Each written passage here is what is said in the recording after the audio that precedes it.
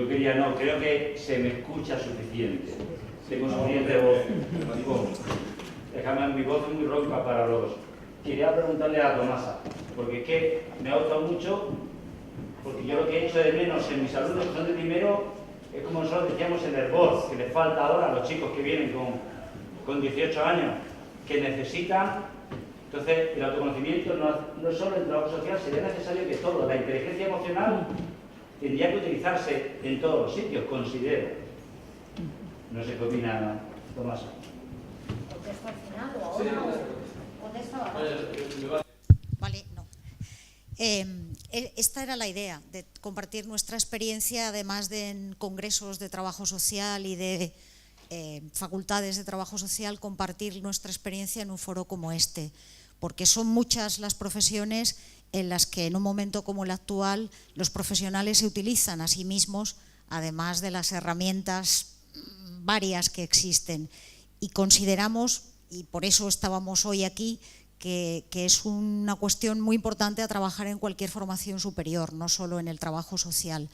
Es básico para poder responder a todo esto que decía el compañero de México, que las empresas y las instituciones empleadoras, más en el caso de los trabajadores sociales, están demandando, que son cuestiones que no aparecen normalmente en los planes de estudios, muchas veces porque se pusieron las competencias transversales porque había que ponerlas, porque lo decía Bolonia, que es como hacemos con mucha frecuencia las cosas en nuestro país, pero luego no hay mapas, como dice Manuel Poblete, un profesor de Deusto, que está empeñado en que se trabaje por competencias y se evalúen las competencias.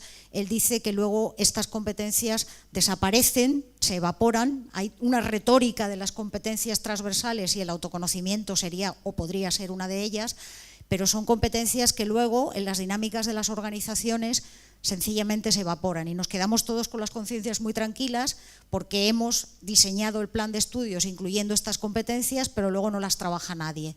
Y él dice que hay que hacer una apuesta seria, primero por incorporar estas cuestiones a las competencias transversales y segundo por hacer unos mapas de manera que quede claro qué docentes, desde qué asignaturas, con qué planteamientos se trabajan esas competencias. Él tiene un artículo magnífico de la competencia de trabajo en equipo trabajada y evaluada en un máster que hacen en la Universidad de Deusto, eso sí, con el lujo de 9 profesores y 21 estudiantes, porque como alguien decía antes, tiempo.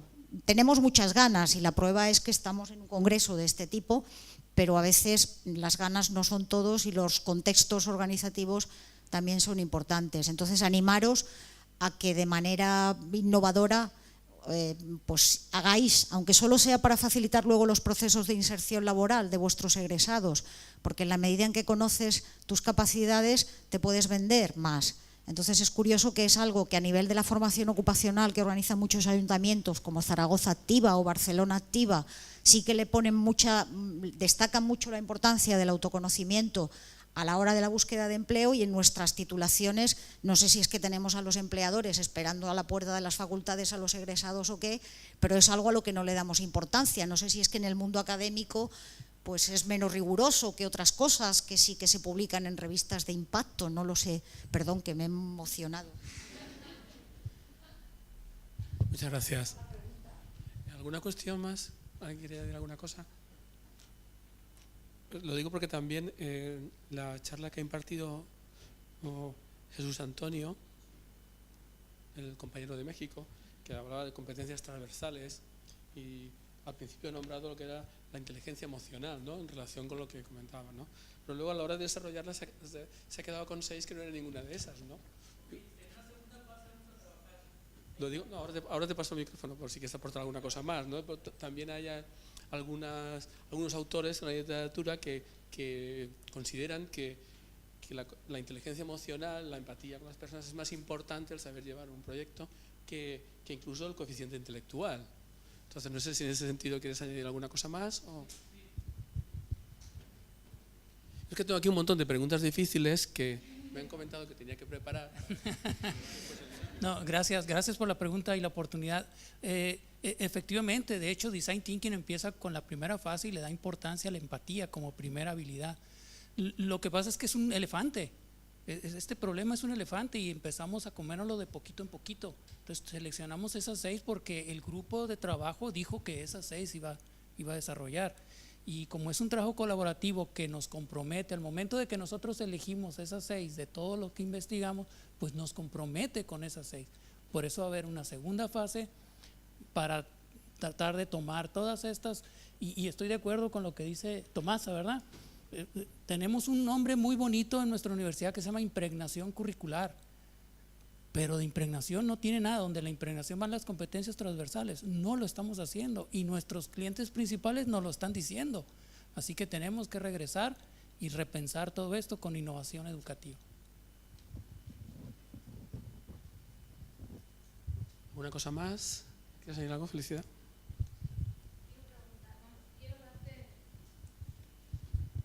Quiero darte la enhorabuena por esa inclusión en las aulas de una herramienta en la que jamás nadie pensaría, porque bueno, la realidad es que los docentes, como decía esta mañana Paco Michavila, estamos estáis comprendidos entre unas edades en las que yo entiendo que haya terror por la tecnología, porque hay veces que no entendemos de dónde viene, y quería darte la enhorabuena por incluir en esa, además en un proceso tan difícil como es el practicum, ¿no?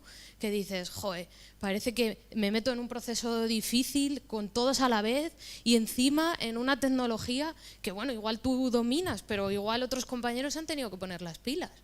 Así que quería darte la enhorabuena y me has levantado la chispa de decir, bueno, pues igual un TFG dirigido desde Telegram en vez de desde el email puede ser una cosa interesante. La aplicación básicamente es una aplicación de mensajería como WhatsApp, entonces todos los tutores la conocemos, o sea que de hecho el único que no la tiene soy yo.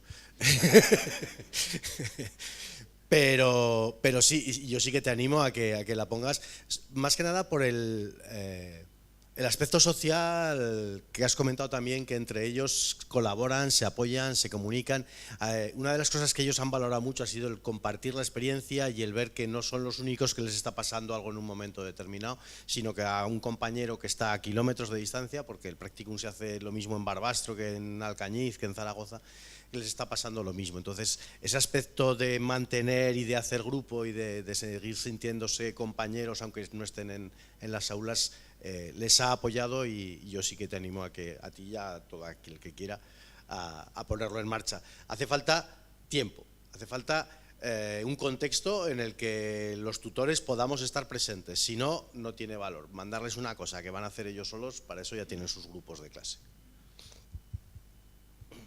Bueno, respecto de esta cuestión y también a los dos que habéis hablado sobre la telefonía móvil, no sé si consideráis que es un poco peligroso, entre comillas, el trabajar con teléfonos móviles con los estudiantes, porque controlamos que realmente están haciendo lo que les estamos diciendo o están mirando otras cosas.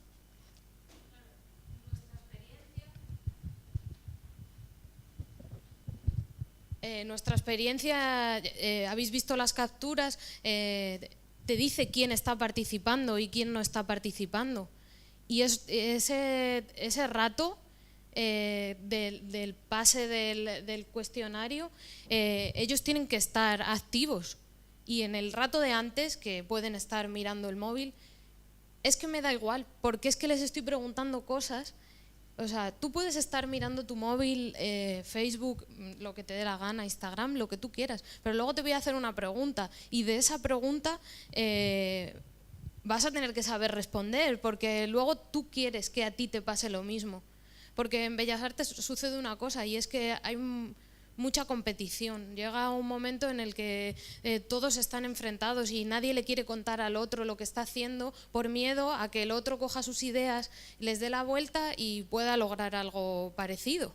Yo estudié esa carrera y jamás lo entendí, porque yo no me encontraba en esa posición, pero he sentido como otra gente no me quería contar lo que estaban haciendo, y en ese momento en el que ellos están con el móvil, creo que es lo de menos pensar en si le voy a dejar un móvil al alumno y va a despistarse de lo que está pasando en clase. No lo va a hacer, y si lo hace, lo está haciendo en otro.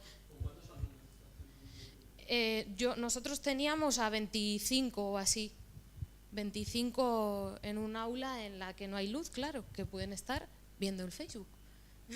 Ese sería el tope, ¿no? Porque con muchos alumnos sería más complicado controlar a todos.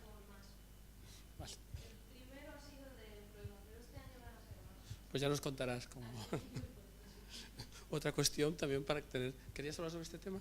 Ah, sí.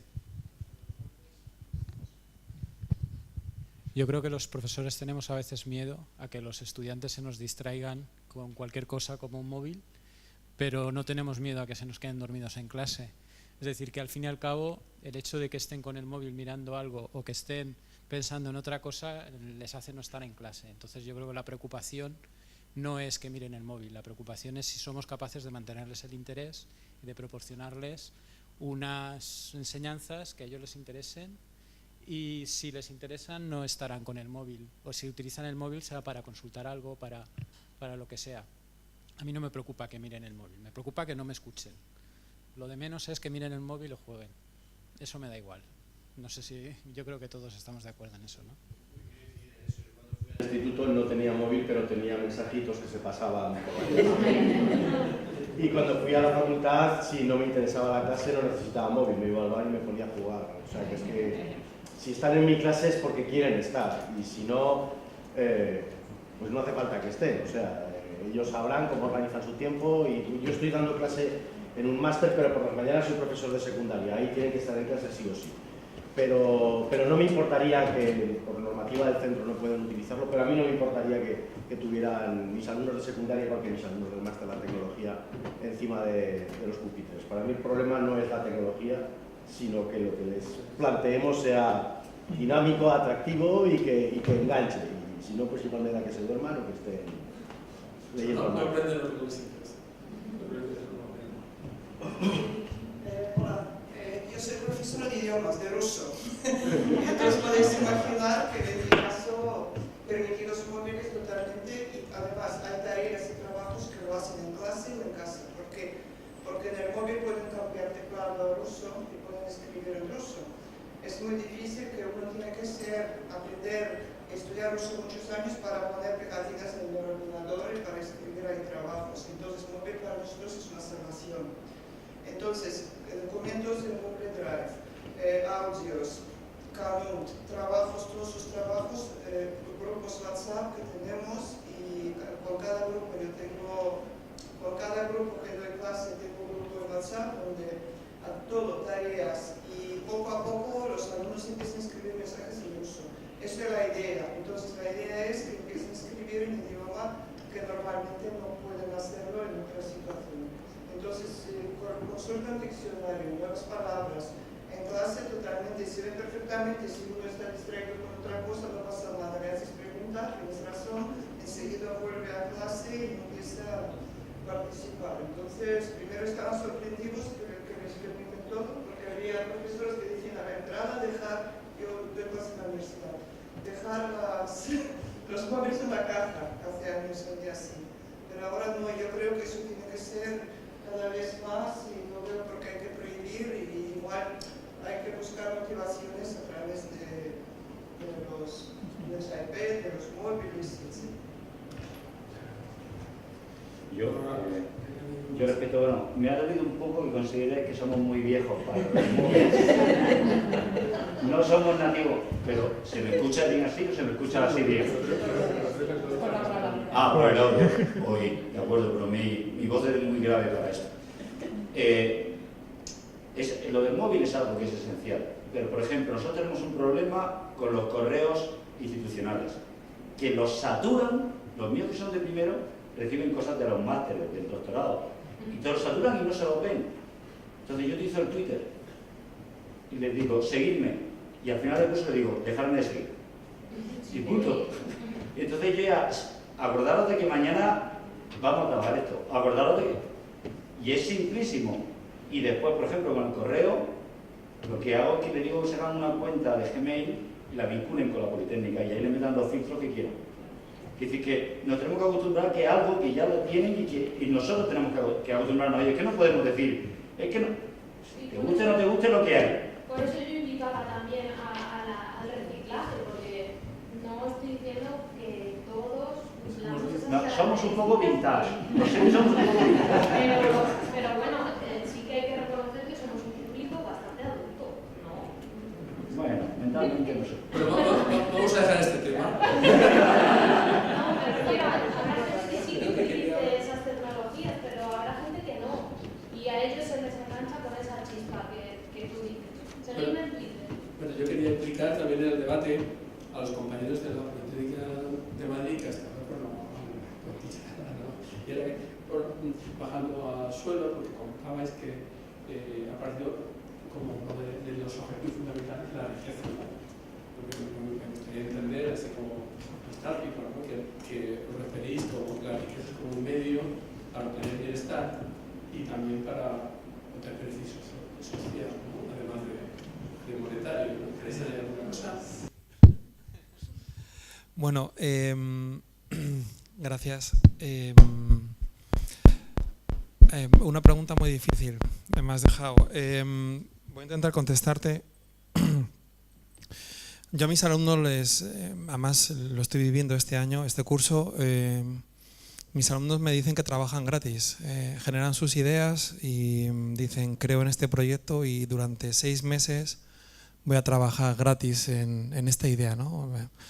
Hay unos magníficos chicos que están desarrollando una idea que se llama iSitios, es una aplicación móvil, se la creen y quieren trabajar gratis 6 meses. Hay otros que quieren capturar los óxidos de nitrógeno de la combustión de un motor diésel y quieren hacer un árbol en las ciudades para capturar ese óxido de nitrógeno y están dispuestos a trabajar todo el tiempo que sea necesario para desarrollar ese árbol.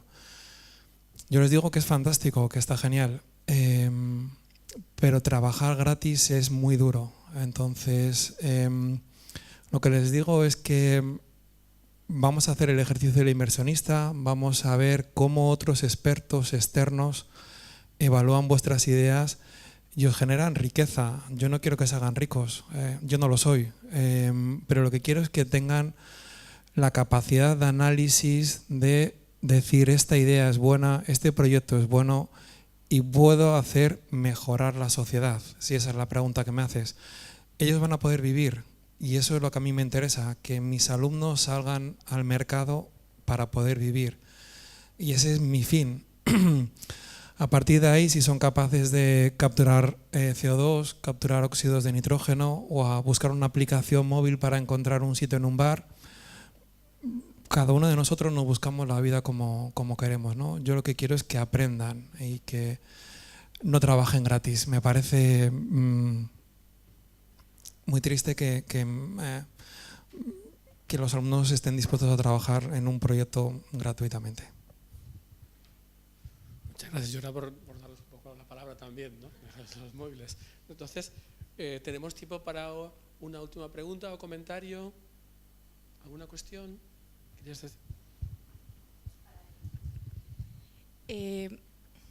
Trabajar gratis es malísimo, creo que todos estamos de acuerdo, pero casi todas las startups, cuando empiezan, trabajan gratis.